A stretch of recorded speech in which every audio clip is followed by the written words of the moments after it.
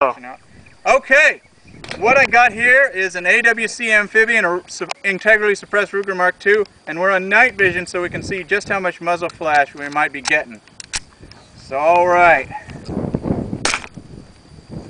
How's it looking, Andrew? Because I can't see it. Nah. Oh. And here, let's see if you can see what's escaping out of there. Yeah, I'm catching it. Yeah, that's been my experience, that it usually makes that spark out of the ejection port. Cut.